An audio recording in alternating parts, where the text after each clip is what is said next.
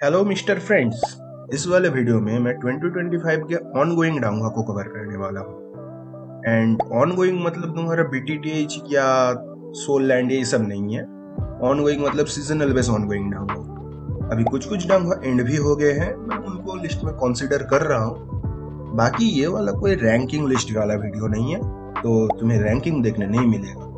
जो मुझे लगता है पोटेंशियली अच्छा हो सकता है उनको मैं बताऊंगा, और बाकी को स्किप करना है तो स्किप करने भी बोल दो। अब इस वाले का लेंथ ज्यादा हो गया था, इसलिए इसका सेकंड पार्ट भी निकालूंगा। तो चलो अभी स्टार्ट करते हैं वीडियो। अब जिस डांगुआ के बारे में मैं बोलने जा रहा हूँ उसका नाम है ओवर द डिवाइन रिडम्स। ये वाला डांगुआ करेंटली तो खत्म हो चुका है, पर जल्दी ही खत्म हुआ है, इसलिए सोचा कि लिस्ट में इंक्लूड कर ही लेता हूँ। ऑनगोइंग में अभी बोल रहा हूँ, बाद में एकदम दूसरा एक वीडियो आएगा जिसमें कि इसका रैंकिंग वैंकिंग वगैरह सब करूंगा। अब इसका स्टोरी स्टैंड आउट करता है इसका dark theme animation, horror and mystery के लिए।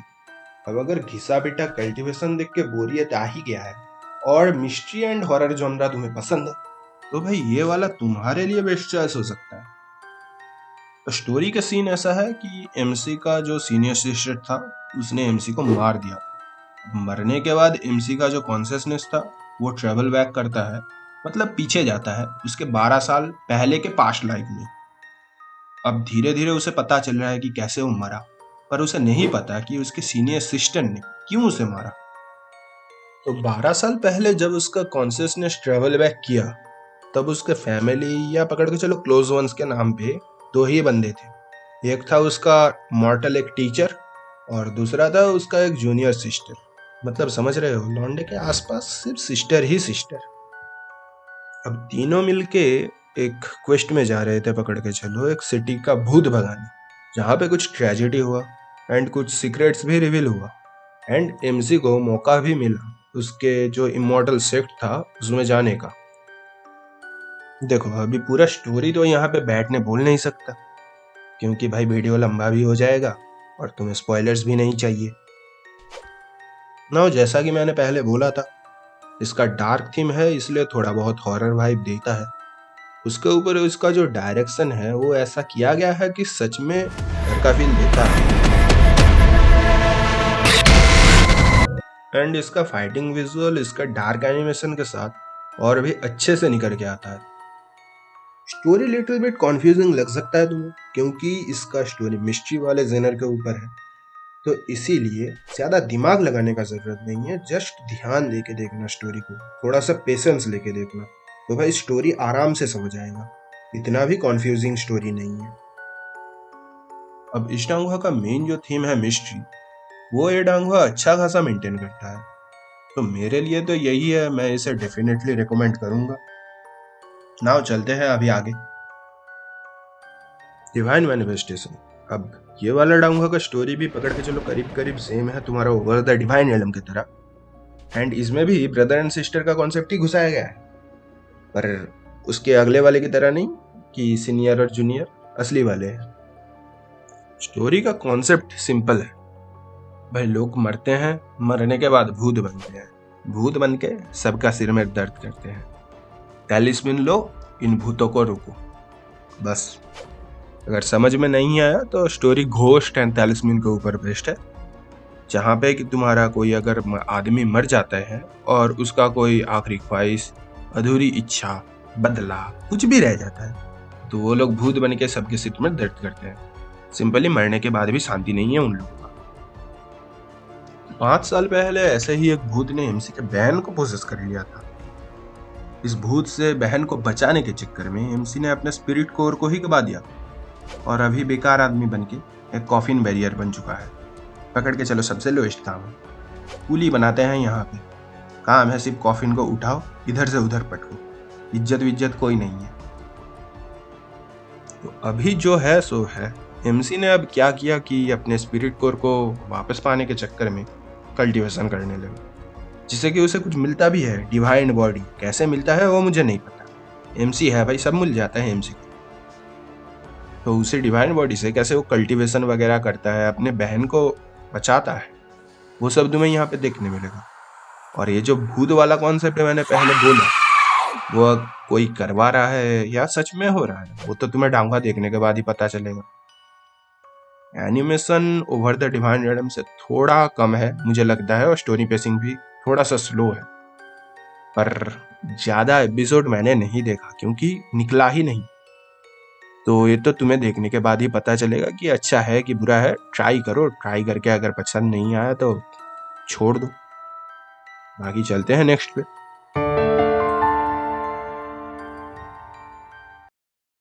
I am young time. अब ये वाला डाउंगा ऊसिया वर्ल्ड बेस्ट डाउंगा है। तो तुम्हें अगर स्वानवान या सियंसा बेस्ट डाउंगा चाहिए, मतलब ये मॉडल कल्टीवेशन वाला, तो वो तो तुम्हें पे नहीं मिलेगा। अब जिन लोगों को ऊसिया मतलब नहीं पता, पकड़ के चलो मार्शल वर्ल्ड बेस्ट। जो तीनों टर्म मैंने बोला उसके बारे में अगर तुम लोगों को नहीं पता तो कमेंट में पूछ सकते हो, इसके बारे में शायद से एक अलग वीडियो बना सकता हूँ। ये वाला स्टोरी भी फीमेल लीड के ऊपर बेस्ड करके बनाया गया है, जहाँ पे जो एमसी था उसका बचपन में सेक्ट को तोड़ दिया गया था। अब वो तब छोटा था, अब बड़ा हुआ है। तो बड़ा होने के बाद वो ढूंढ रहा है कि क्यों और किसने उसके सेक्ट को तोड़ा। मतलब पकड़ के चलो अपने सेक्ट के हिस्ट्री के बारे में जानने का कोशिश कर रहा है, इसके लिए वो उसने एक जर्नी पे निकला है। तो यहाँ पे तुम्हें मेनली देखने मिलेगा कि ये एमसी जो जर्नी पे निकला है कैसे फ्रेंड बनाता है, और रास्ते में जितना सेक्ट से मुलाकात होगा या किंगडम से मुलाकात होगा, तो सेक्ट के अंदर इंटरपर्सनल रिलेशनशिप, मतलब एक सेक्ट दूसरे सेक्ट के बारे में कैसे सोचता है, अपने इंटरेस्ट के लिए कैसे सोचता है, एक किंगडम अपने इंटरेस्ट के लिए कैसे सोचता है, मतलब पकड़ के चलो पॉलिटिकल सब बातें, यही सब यहाँ पे देखने मिलेगा। देखो स्टोरी नीस तो है, तो स्टोरी में अगर तुम्हें पसंद है एक अच्छा वाला पेसिंग वाला स्टोरी, ह्यूमन लाइफ का ups and downs, story telling का मोटिव, मतलब पकड़ के चलो एक ओल्ड टाइम का चाइनीज स्लाइस ऑफ लाइफ, अगर इस टाइप का एक डांगवा देखना है तो ये वाला बेस्ट है। कौन से मुझे इस डांगवा का एक ही लगा कि भाई बिली का है, और 20 मिनट का सेगमेंट वाला डांगवा भी है, मतलब लॉन्ग सेगमेंट वाला, फिर भी इसका एनिमेशन मिड ही लगता है।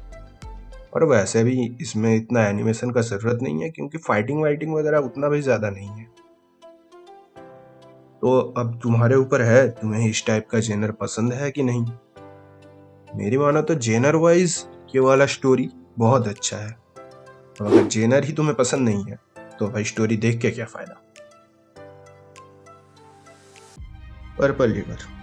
अब ये वाला डांगा बहुत पुराना है, और बहुत सारे लौंडे इस वाले डांगा को देख के भी अपना डांगा का जर्नी स्टार्ट किया है, तो इसीलिए इसका स्टोरी मैं नहीं बता रहा। अगर चाहिए तो कमेंट में बोल सकते हो, पर इसका अभी करंट सेकंड सीजन चल रहा है, तो सेकंड सीजन ही जस्ट बोल रहा हूँ कि क्या इम्प्रूवमेंट हुआ क्या हुआ। मेनली फर्स्ट सीजन में 3-4 कैरेक्टर के ऊपर ज़्यादा फोकस था, सेकंड सीजन में साइड कैरेक्टर को ग्रो करने का मौका भी मिल रहा है, मतलब सभी के ऊपर ज़्यादा फोकस जा रहा है, तो इसीलिए स्टोरी थोड़ा सा इमर्सिव लग सकता है। कॉन्स मुझे यही लगा है कि डांगुआ मेनली फेमस था उसके एनिमेशन के कारण, एंड उसका एनिमेशन उसके टाइम के हिसाब से बहुत बढ़िया भी था, बट अभी सेकंड सीजन में एनिमेशन को इम्प्रूव नहीं किया, मतलब जैसा फर्स्ट सीजन में था वही है। और बाकी मार्केट में देख ही सकते हो अनरियल इंजन 5 के आने के बाद और आधे से ज़्यादा डांगुआ अपने एनिमेशन को बहुत ज़्यादा इम्प्रूव कर लिया है। तो इसका भी सीन ऐसा है कि इसका एनिमेशन अभी उतना टॉप टियर नहीं रहा जितना कि उसके रिलीज के टाइम पे था, मतलब फर्स्ट सीजन के टाइम। तो अभी पकड़ के चलो करेंटली एवरेज डांगुआ जैसा ही हो गया है इसका सीन, और फाइटिंग और स्टोरी ये दोनों के ऊपर ही ये वाला सीजन मेनली फोकस कर रहा है। बाकी जो लोग नहीं देखा उन लोगों के लिए बोल दूं ये वाला स्टोरी अच्छा है, फाइटिंग भी अच्छा खासा ही मिलेगा, देखना चाहो तो ट्राई कर सकते हो। बाकी चलता हूँ नेक्स्ट पे, the great journey of teenagers. तो अगर तुम्हें नहीं पता कि इसका स्टोरी क्या है तो शॉर्ट समरी में समझा देता हूँ, ज़्यादा डीप नहीं घुसूंगा। तो मेनली फर्स्ट सीजन में स्टोरी इवॉल्व करता है गोल्डन कॉफिन के ऊपर, जो कि था एक पावरफुल आदमी का, जिसके लिए हर एक लोग आपस में फाइट करने लगे थे। सेकेंड सीजन में यह फाइटिंग बढ़ के रॉयल कैपिटल तक चला गया। अब रॉयल कैपिटल भी इस चीज के पीछे पड़ गए। थर्ड सीजन आते आते फाइटिंग पूरा सेक्ट के अंदर ही फैल गया। अब सिर्फ रॉयल कैपिटल नहीं, पूरा सेक्ट इसके पीछे पागल है। अब एमसी का सीन ये है कि थर्ड सीजन तक उसका मार्शल वेन ब्रोकन था, जो कि उसका बर्थ से ही था। अब फोर्थ सीजन में वो ठीक हो गया है एंड उसके दोस्त जितने भी थे उनको गिफ्ट ऑफ इमॉर्टल पाथ मिलता है, तो उनका भी पावर बढ़ चुका है। तो वो लोग अभी जा रहे हैं टेंसा सिटी की तरफ।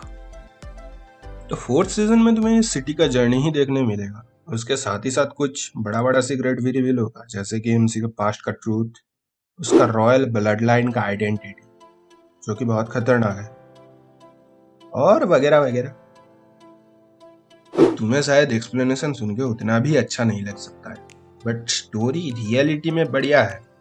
मेनली इसका स्टोरी में पॉलिटिकल टेंशन भर भर के देखने मिलेगा। मार धाड़ हर एक एपिसोड में 2-3 बार भी कभी कभी देखने मिल जाता है, नहीं तो एक बार मिनिमम देखने ही मिलेगा। इस डांगा का स्टोरी डेवलपमेंट बहुत बढ़िया है, पर फर्स्ट सीजन का एनिमेशन थोड़ा लो लग सकता है। सेकेंड सीजन से ठीक ही है। अब फोर्थ सीजन का एनिमेशन उतना भी इम्प्रूवमेंट नहीं है, जितना सेकेंड सीजन में क्वालिटी था वही हर एक सीजन में ही चल रहा है। कौन सी इसका यही है कि कैरेक्टर बहुत ज़्यादा है तो कन्फ्यूजन हो सकता है। तो स्टार्टिंग से अगर ट्राई करना चाहो तो ट्राई कर सकते हो। उसिया वर्ल्ड में स्टोरी है, डीप भी है, कैरेक्टर डेवलपमेंट से लेके बाकी सब कुछ अच्छा ही देखने मिलेगा। बाकी up to you. Tomb of the fallen god. अब इस वाले डांगवा के बारे में बात करूं तो बेसिकली इसका अभी थर्ड सीजन चल रहा है, और पहले सीजन से इसका फाइटिंग स्टाइल, एनिमेशन, फ्लूइडिटी बहुत बढ़िया हुआ है। कॉन्स के बारे में बात करूं तो स्टोरी का पेसिंग थोड़ा सा फास्ट हुआ है ऐसा मुझे लगता है, पर चलता है भाई, चलता है, सब चलता है। इतना फाइटिंग मिल रहा है फिर भी स्टोरी चाहिए तो क्या ही कर सकते हैं। सो जो लोगों ने इस वाले डांगवा को कभी भी नहीं देखा, तो भाई ये वाला डांगवा मैंने आगे इस वीडियो में 10 साल पुराना वीडियो है कवर करके रखा है। तो स्टोरी का थोड़ा बहुत भी आइडिया चाहिए तो इसे जाके वहां पे देख सकते हो।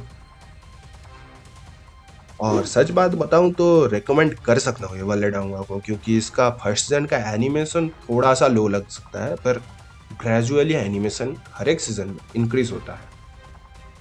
और मेन कैरेक्टर के साथ तुम कनेक्शन कर पाओगे, क्योंकि स्टार्टिंग से इसका जर्नी दिखाता है, तो पकड़ के चलो सोनन टाइप का एक वाइब देगा। और बाकी जो लोगों ने छोड़ दिया था एनिमेशन के लिए, क्योंकि स्टोरी के लिए है तो मैं कुछ नहीं कर सकता, तो बोल ही दिया एनिमेशन इंक्रीज हुआ है तो रिटर्न आ सकते हो, देख सकते हो। बाकी चलते हैं अगले पे। अभी तो शॉर्ट सेगमेंट वाले डांगा के बारे में बात करूंगा। अब अगर तुम्हें नहीं पता कि शॉर्ट सेगमेंट क्या है और लॉन्ग सेगमेंट क्या है, तो भाई इसके बारे में कमेंट में पूछ सकते हो, मैं शायद से एक वीडियो बना दूं इसके बारे में। अब अभी के लिए बोलूँ तो इन सब डांगवा का एपिसोड का ड्यूरेशन होता है 10 से 12 मिनट। अब यहाँ पे जो डांगवा बोलने वाला हूँ उसका नाम है God on A miserable journey. दूसरा डांगवा का नाम है सुप्रीम ओवर द स्काई, वो वाला सेकंड वीडियो में बोलूंगा। अब इस वाले डांगवा को पकड़ के चलो कि चाइनीज का सस्ता वन पंच मैन। अब सीजन 3 से ज्यादा सस्ता नहीं, बट पकड़ के चलो इसका जो मेन कैरेक्टर है वो साइतामा जैसा ही है। क्यों वो मैं आगे बोल रहा हूँ। तो इसका जो एमसी है वो है एक इमॉर्टल गॉड। एमसी का जो टीचर था वो उसे इनहेरिटेंस में एक चीज दे के गया, बट जो पजल के अंदर फंसा हुआ है। अब 100 साल से एमसी उस पजल को सॉल्व कर रहा है। जब उसने उस पजल का क्रैक या पकड़ के चलो सॉल्व कर लिया, तब वो टेलीपोर्ट हो गया मॉर्टल रेलम में। अब रेलम है मॉर्टल, पर एमसी है इमॉर्टल। अब इमॉर्टल भी नहीं, इमॉर्टल का भी गॉड, तो समझ ही सकते हो क्यों बोला था साइतामा जैसा सीन होगा। बट प्रॉब्लम यहाँ पे यही है कि एमसी जब इमॉर्टल रेलम में था तब उसे भूख नहीं लगता था, पर मॉर्टल रेलम में आने के बाद से उसे भूख लगने लगा। और वो अगर खाना नहीं खाता तो उसका पावर भी नहीं निकलता। तो यही सीन है। बाकी डांगुआ में देखो कॉमेडी भर भर के देखने मिलेगा, एक्शन भी देखने मिलेगा, थोड़ा बहुत मोरालिटी इमोरालिटी ये सब देखने मिल ही जाएगा। एनिमेशन इस सेगमेंट के हिसाब से बहुत बढ़िया है एंड स्टोरी भी अच्छा खासा ग्रो ही कर रहा है। तो अगर तुम्हें ऐसे hilarious comedy, over powered MC ये सब देखना पसंद है तो भाई इसके लिए तुम आराम से जा सकते हो। जो लोग लास्ट तक रह गए उनके लिए एक बैड न्यूज है और एक गुड न्यूज। बैड न्यूज यही है कि इसका एक सेकंड पार्ट निकलेगा, उसे भी तुम्हें देखना पड़ेगा। और गुड न्यूज यही है कि वहां पे कुछ अच्छा अच्छा ढंगा भी है, यहाँ से भी बढ़िया। तो वो सब मैं वहां पे बोलूंगा। तो सेकंड वाले वीडियो का अगर इंतजार है तो बिल नोटिफिकेशन दबा के हाई वाई वगैरह क्या सब निकला है अभी कर दो। अगर कुछ क्वेश्चन माइंड में रहे तो कमेंट कर सकते हो, या कुछ और डांगुआ के बारे में पूछना है या कुछ मुझे सजेशन देना है वो भी पूछ सकते हो, क्योंकि अभी नया चैनल है भाई, तुम लोगों का सपोर्ट ही चाहिए। बाकी मिलता हूँ नेक्स्ट वीडियो पे।